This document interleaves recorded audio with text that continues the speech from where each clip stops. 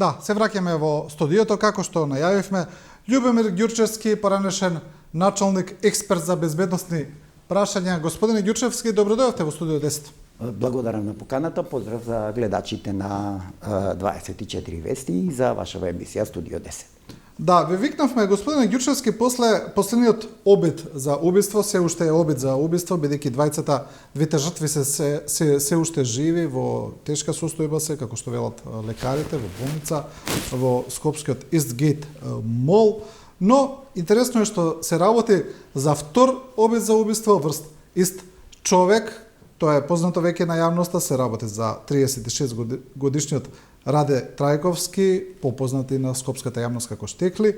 Втор обид за убиство врз него во истиот мол, среде бел ден, повторно, дрзок, да речеме, еден обид каде што убиецот не се ни крие од камерите и од јавноста.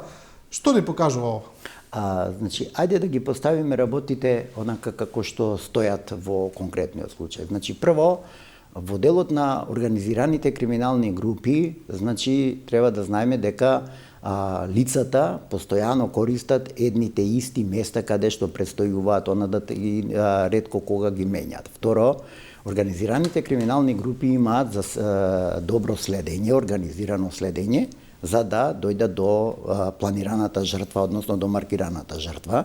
Третата работа е исто така многу битна, дали станува збор за лице кое што од тие организирани криминални групи е маркирано дека треба да биде ликвидирано заради одредени несогласувања внатре во самите групи, дали има некоја сторено некој грев со соработка према безбедносниот сектор, дали има наместено некоја друга пратка и така натака заради елиминација на конкуренција. Значи, таму се поставуваат многу верзии и фактот дека организираните криминални групи стануваат се понасилни, се подрски и се по да кажам, значи, се полесно и полесно потегнуваат огнено оружје, не бирајќи место, пукаат на сите јавни места, каде што има и поголема фреквенција на граѓани, го загрозуваат животите на недолжните минувачи, што навистина е една фрапантно страшна состојба за особено за граѓаните кои што честно и поштено си ги обавуваат своите секојдневни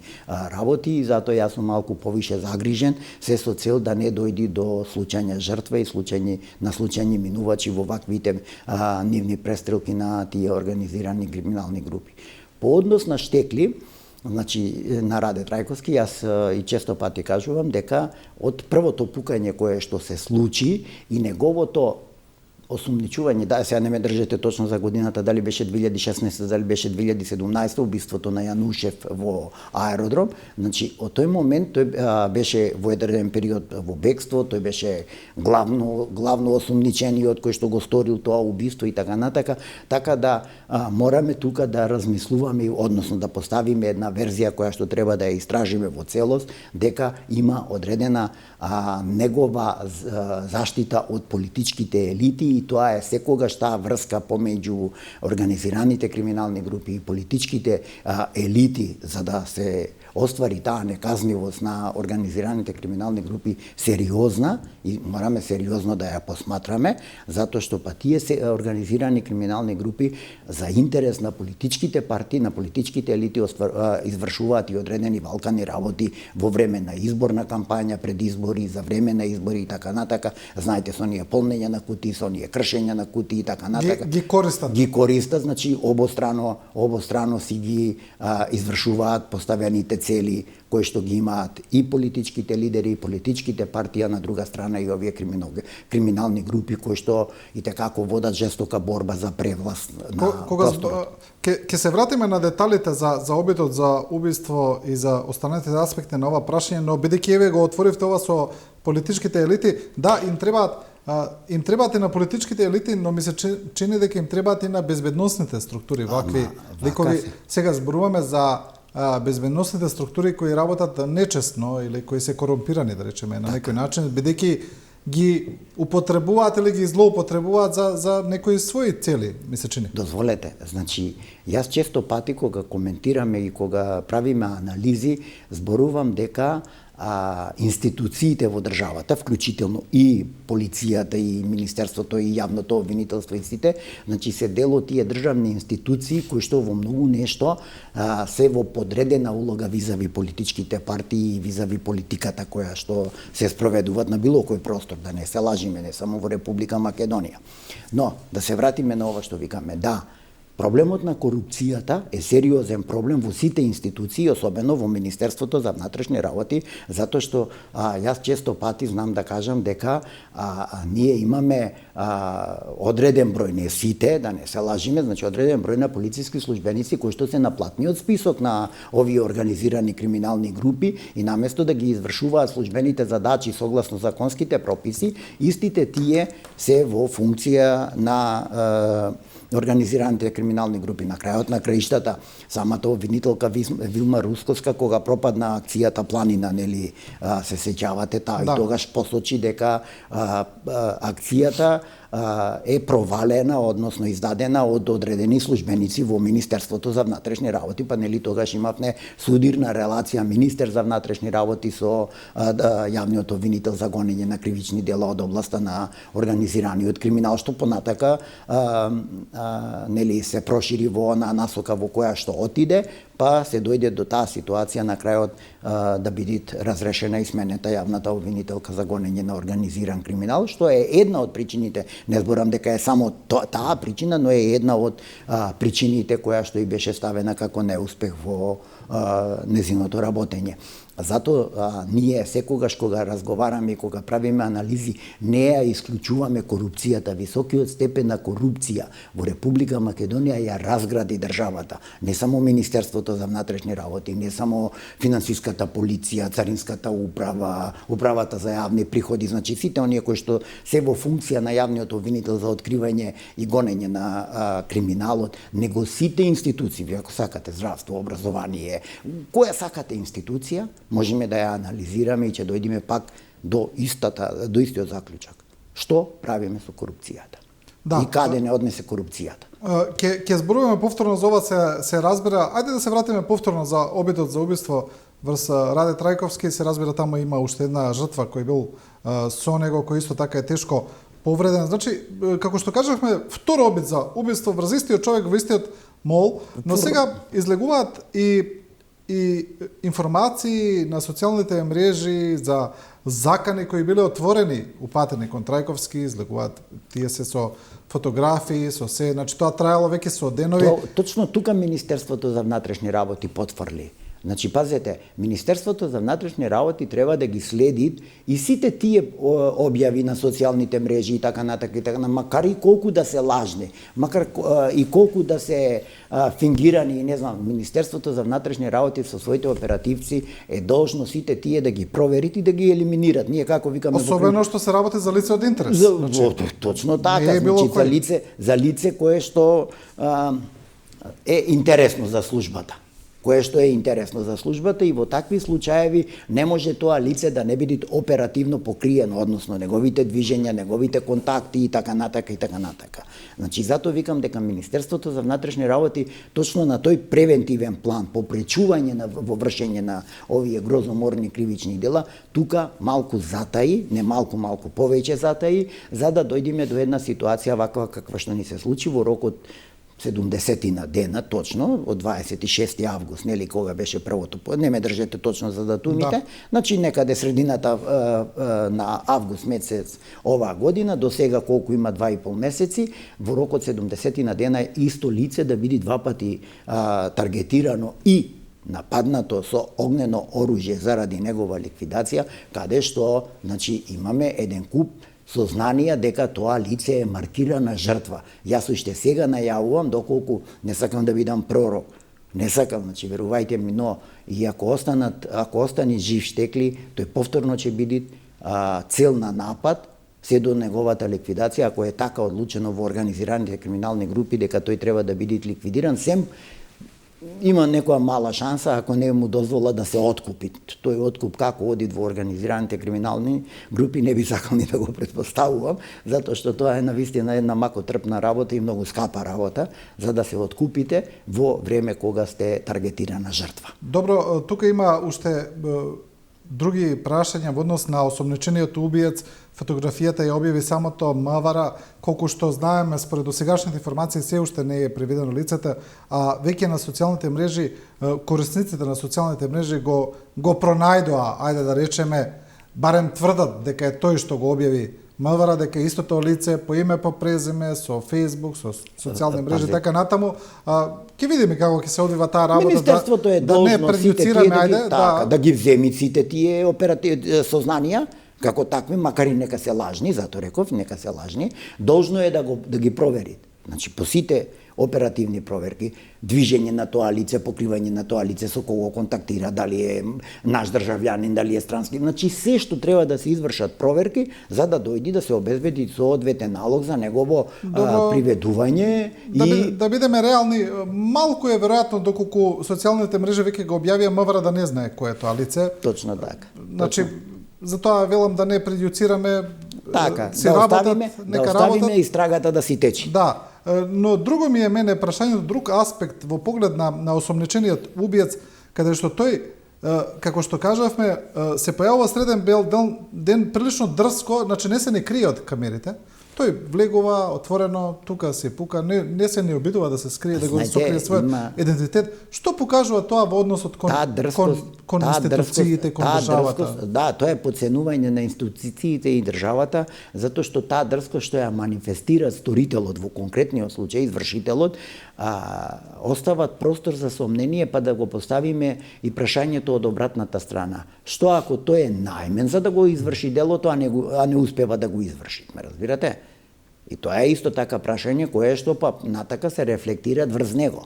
Врз тој кој што е најмен да си го изврши делото така како што е, зашто е платен. Зашто е платен? Затоа што овде факт дека станува збор за нарачано убиство. Верзиите. Тој е значи неуспешен за тоа што е неуспешен, да, неуспешен за тоа што е најмен. Значи, затоа тој покажува одредена дрскост за да кај неговите шефови остави дојам дека тој е ефикасен, дека е добар извршител, дека е ревносен и така натака, ме разбирате? И отука тој настапува од респект дури на целосно непочитување на државните институции, особено безбедносните служби. И тука сега се поставуваат исто така и прашањето колку и како и дали имаме соодветни законски регулативи за едно посериозно обезбедување на овие јавни објекти каде што имаме поголемо присуство на граѓани, зборувам молови, трговски центри, плоштади и така натака, нели ние имаме од приватните агенции, мотопатроли и така натака, но има таму една низа прашања, нивните законски овластувања, нивната опременост, нивната можност за преземање на одредени действија, службени действија кои што се полициски службени действија и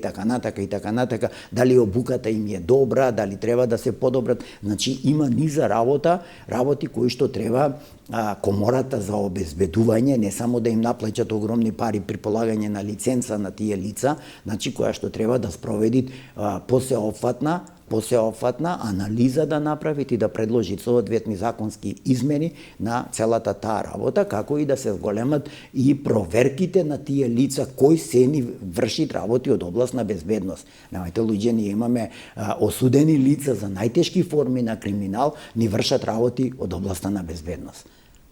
Мислам дека тоа се прашања кои што треба малку посериозно да им придиме како држава и малку посериозно да ги регулираме, затоа што на крајот на краиштата, еве сега го земаме Eastgate Mall, трговскиот центар во кој што има огромен број на фирми кои што ревносно си плаќаат даноци. Значи, штом тие ревносно плаќаат даноци, они си бараат и ревносна заштита, нели? Така, државата мора да им обезбеди. Државата мора да им обезбеди соодветни услови безбедно да си ја вршат работата. Знаете, сега е страв, кај многу граѓани се појавува страв да влегуваат во тие молови. Кад 2 месеци. И таму били испукани повеќе куршуми, значи има случајни минувачи, има луѓе, се движат деца, бебиња, се има таму. Така, рикошет на куршум е најопасна работа. Тој нема нормална траекторија. Може да се одбие било каде. Не може да заврши. И плюс, пазете, значи овде станува за добро обучен стрелец. Ние викаме од испукани X куршуми од огненото оружје, некаде околу 11 или 12 се погодоци во тело. Што во нога, што во стомак, што во рамо, што... Значи, зборам за кај двете лица. Да. Значи, зборам кај двете лица. Значи, тоа станува збор за добро обучен стрелец. Во онаа брзина во која што се испукани, со онаа брзина со која што се испукани куршумите и така натака. Значи, тука се поставуваат, исто така може да се постават верзии, кои се тие обучени лица, каде се обучуваат, кои ги обучуваат и така. Значи, има еден куп, па пак ќе се вратиме до безбедносниот сектор, односно до безбедносните служби, она што вие го поставивте како теза.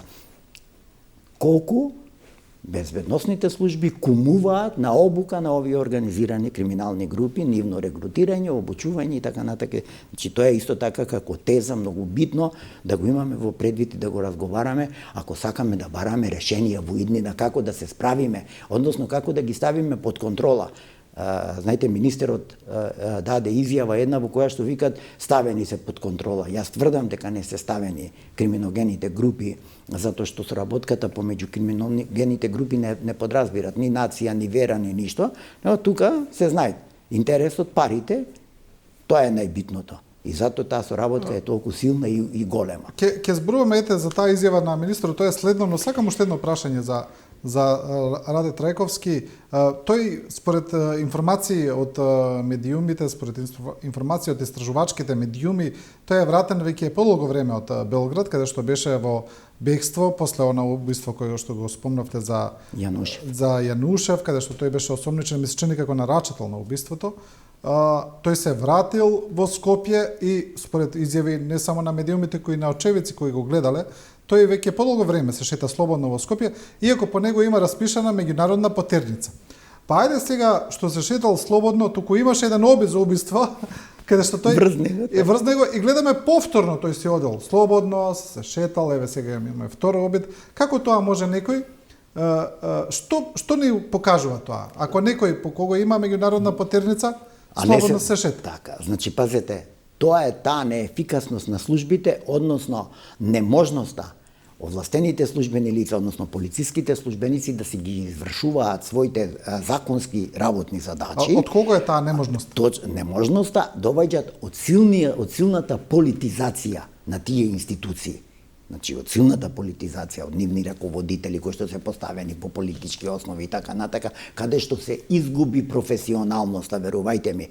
Од ден на ден, јас не викам дека во целост, дека во МВР нема професионалци, и сега има професионалци, и тоа прекрасни професионалци, но голем дел од ними се тргнати на страна, не ги добиваат работните задачи и така натака. Јас зошто викам, да, Министерството за внатрешни работи имало слабости, имало и пред 30 години, имало слабости и пред 40 години, но во тој период и го контролирало криминалот. Ме разбирате, криминалот бил под контрола и не било ваква страшна состојбата како што е сега. Но, особено после онај напад на полицајката што беше извршен од страна на припадник високо позициониран раководител на политичка партија што беше кај Мавровка, нели, удирањето од пајакот, мислам дека од тој момент тргнаа работите во многу погрешна насока и сега имаме една ситуација кога на полициските службеници им е страв да преземат одредени службени дејствија. Ме разбирате, често имаме нема кој да ги заштити. Нема кој да ги заштити. Имаме напади, пазите, во Струга влегува во полициска станица ги шамараа полицајците. Во Извор, Велешко, исто така ги знаете нападот.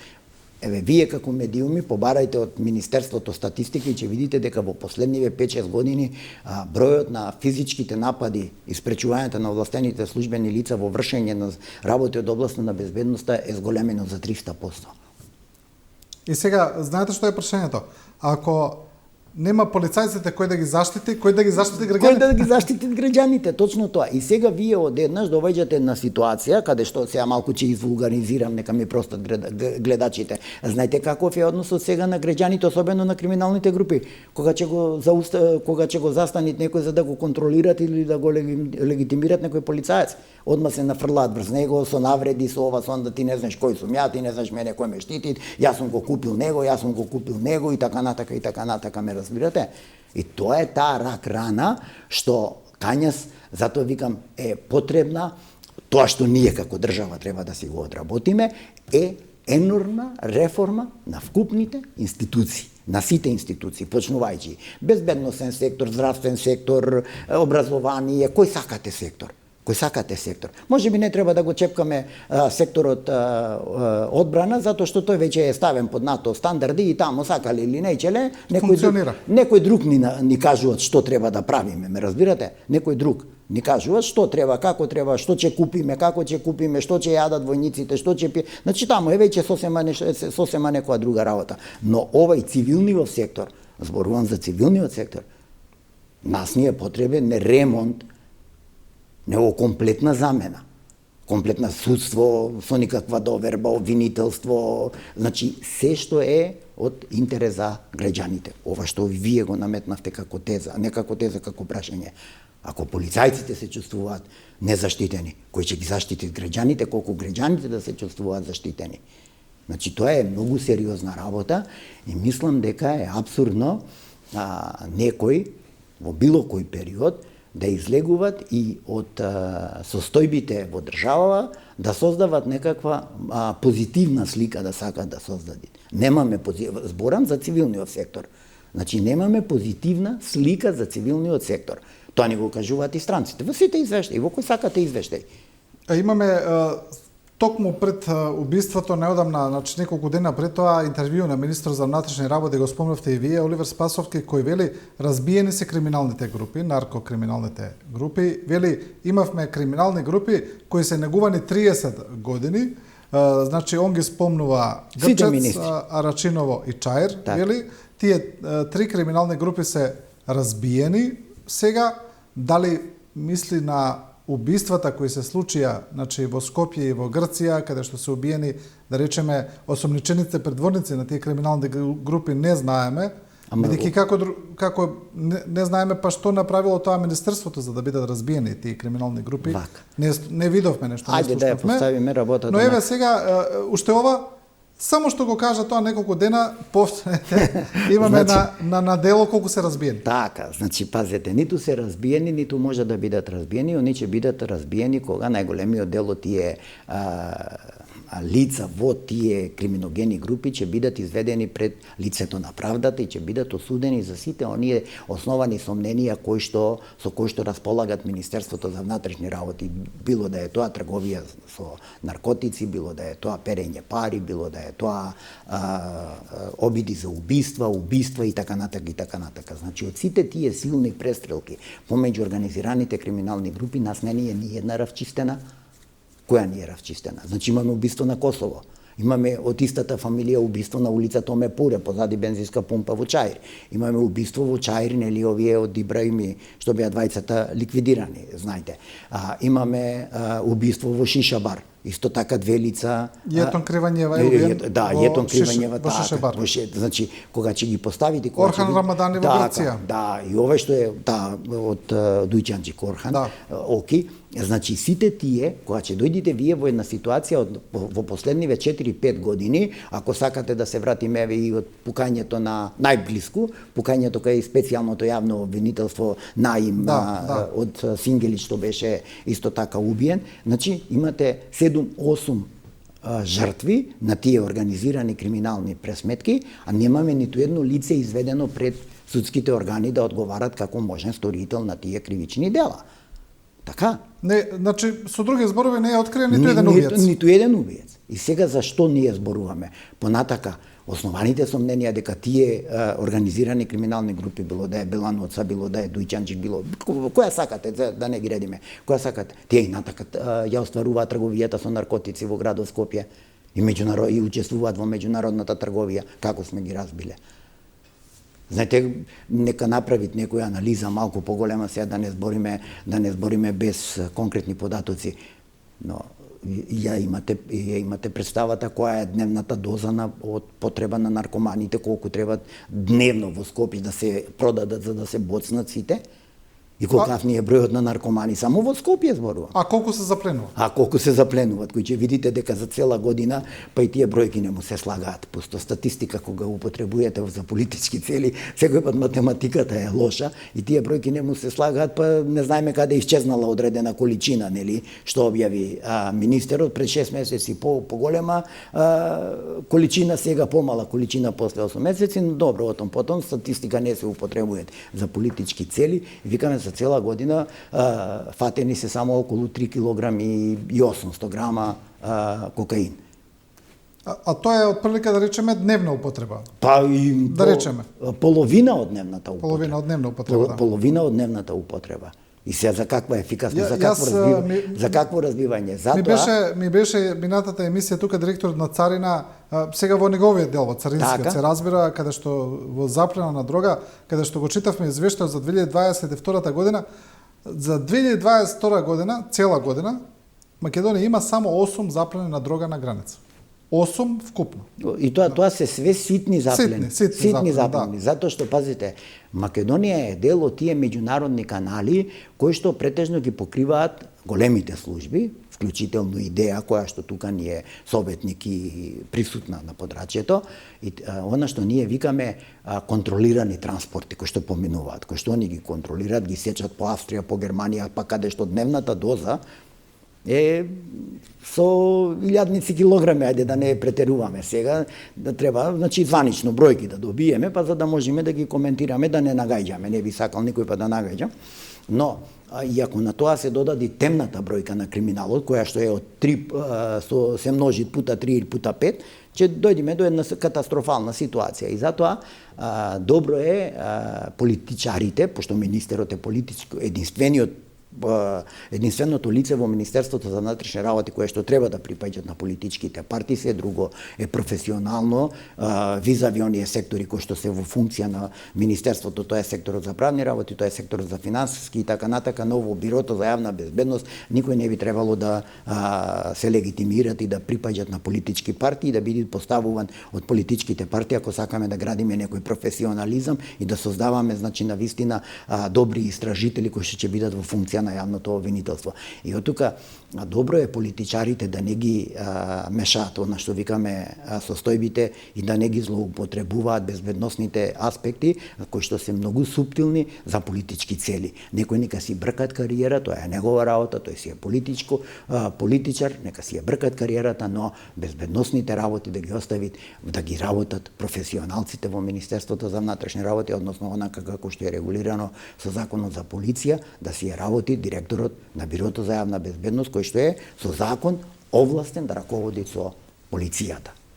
Да, ние знаеме дека силината на тие банди најмногу произлегува од наркотрговијата и од други имаме во последно време исто силен феноменот на трговија со луѓе, бидејќи Македонија е транзитна земја. Многу се зборува дека исто така тој шверц на луѓе дека е не знам како да се изразам, дали под контрола, туку дека или помогнат од дека и тука и полицијата прилично знае, ајде да речеме, за тоа како се дали учествува, не знам. Зато го добивме Фронтекс како советник на нашата граница заради тие миграцијски процеси, во кои што миграцијски процеси во последни бидејќи се работи за многу лукративен бизнис за оние кои не знаат, а тоа не се прави само со автомобили, туку и со камиони се прави. Ама пазете, проблемот е во тоа што сега ми се чини беше 300-400 евро од човек. Море и повише. И повеќе и сега замислете да наполните еден шлепер со луѓе. И само да ги пренесете од доле до горе, толку. Значи, пазете, во последниве 2 години на медиумите им е познато кога падна и началникот на СВР Штип, одговараше за превезување на мигранти, нели, па имаше сообраќајна незгода, па многу полициски службеници се посочени како можни извршители на тие транспорти, организатори на тие транспорти на мигранти, вадење на мигрантите надвор од оние простори каде што треба да престојуваат и така натака. Значи, така да тој криминал и како е сериозен и треба да се стави малку повише, но јас повторно ќе кажам, тука секторот за гранични работи во состав на Министерството, односно на Бирото за јавна безбедност, треба малку посериозно да си придит на сите тие работи, да си направите едни посеопфатни анализи и да излезит во јавноста, да малку ги онади, затоа што веќе добиваме од европските служби, добиваме известувања дека дел од тие мигранти завршуваат и како платеници во паравојски, било на исток, било на запад, било каде, но што е исто така голема сериозна работа, затоа што дел од тие платеници може да ни се вратат кај нас, овде во Република Македонија и додатно да ни е загрозат и онака влошената безбедносна состојба, значи ние не можеме да зборуваме за целосно мирна безбедност, но тоа не значи дека граѓаните треба да живеат во страв, но викаме ако имаме нарушена безбедносна состојба во одреден процент, како со овие престрелки, со овие убиства на јавни места, пукотници и така натака, вие гледате се пукат на свадби, се пукат, значи целосна неконтрола.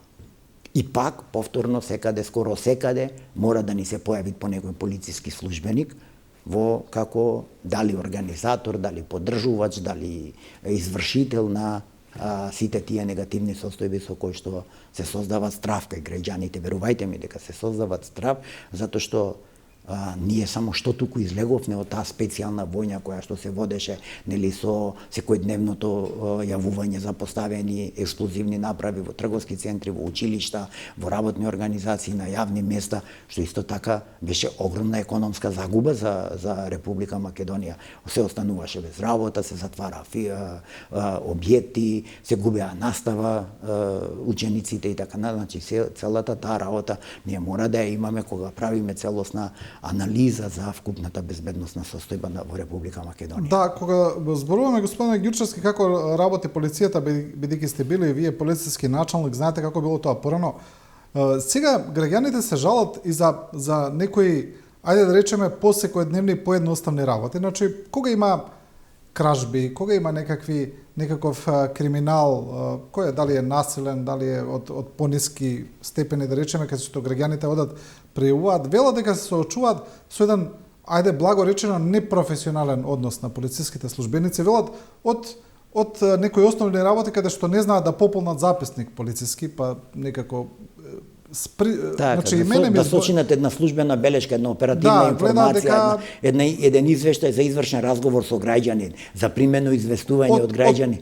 Тука, па понатаму да не зборуваме дека тие потоа полициски службеници воопшто не постапуваат по тие пријави. Вела дека тие кражби никој не ги истражува, никој тоа... Како функционира воопшто сега целиот? Видете, јас со сигурност ви тврдам, тоа може да го проверат во аналитичките центри. Значи, јас кога сум бил водич на сектор на еден од поспецифичните сектори во градот Скопје, тоа беше Дижонска, Старчаир, Топанско поле, Скопје север, значи на тој дел 90-тите години, кога имавме порастот на наркоманијата, кога одеше со ненормална прогресија, значи и тогаш ние сме обрнувале внимание и на најситните кривични дела. Она што викаме, кражба на касетофони од возила, не знам, велосипеди, она најситното. Сме покажувале интерес и сме имале контакт со граѓаните и затоа граѓаните посебно не ценеле како полициски службеници и имале доверба и доваѓале да пријават. Сега граѓаните едноставно се разочаруваат затоа што сериозно се поставуваат прашањето на обуките кои што ги добиваат тие полициски службеници. Знаете, полициски службеник не се стануваат само со тоа што некој завршил курс, година, дена, 6 месеци или завршил средно полициско.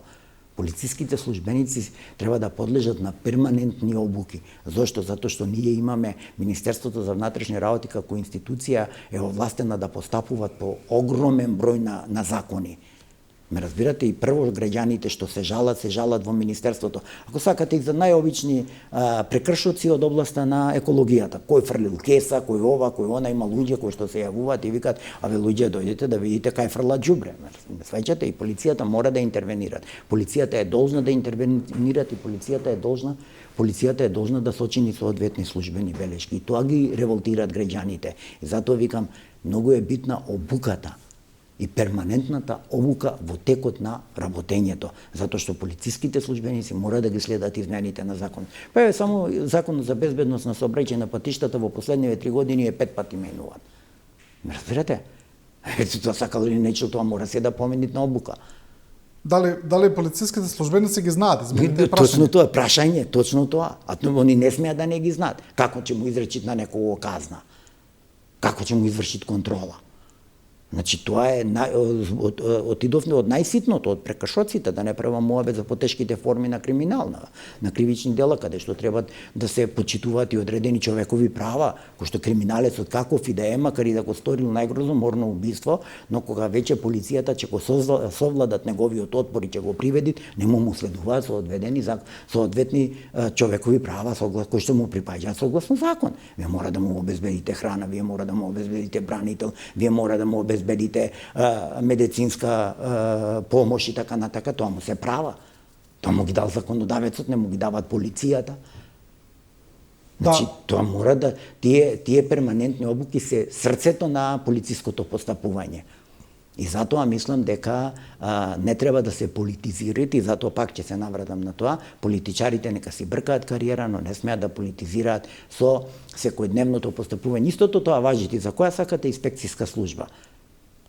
Значи не може таму политика. Инспекторот излегол на лице, еве пазарен инспектор излегол на лице место, гледа дека не е во ред со објавување на цените и тој е должен да постапи, да сочини записник, да изречи казна.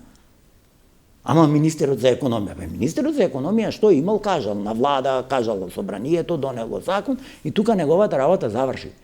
Од тука натака е работата на инспекцијските служби, нели? Да. Ако сакаме да градиме држава. Да. А ако сакаме министерот и премиерот да ни се шетаат и да ни одат по продавници, да ни покажуваат со прст кои цени се регулирани, тоа е, мислам, абсурд. Надвор од нивните надлежности, нека не си се омаловажуваат самите. Тоа е, самите себе се омаловажуваат. Да.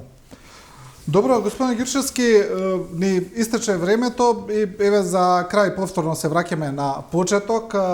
Како што кажавме, видовме дека тој осомничен убиец или кој сакал да го убие Раде Трајковски е идентификуван барем на социјалните мрежи, па да видиме дали полицијата... Да следиме состојбата, дали полицијата ќе го најде, барем него. Јас верувам дека ќе го најде, затоа што веќе, знаете што би било брука, и би било многу голема негативна оценка за Министерството за внатрешни работи во таков случај и да се случи да ја напуштит Република Македонија, барем че имаме распишано централна потерница или меѓународна потерница, ме разбирате? Да. Затоа што ќе биде известен јавниот обвинител, затоа што јавниот обвинител ќе го извести судот, ќе се распиши по целата онаа постапка што предвидува, ќе се распиши меѓународна потерница и ќе се трагат против полицето. Значи тоа се действија кои што мора да ги заврши Министерството во услови кога имаме утврден идентитет на сторител на тешко кривично дело. Би благодарам уште еднаш. Благодарам на поканата. И со ова почитување го завршуваме и ова Студио 10. Ви благодариме на вниманието и на довербата. Останете со програмата на Телевизија 24.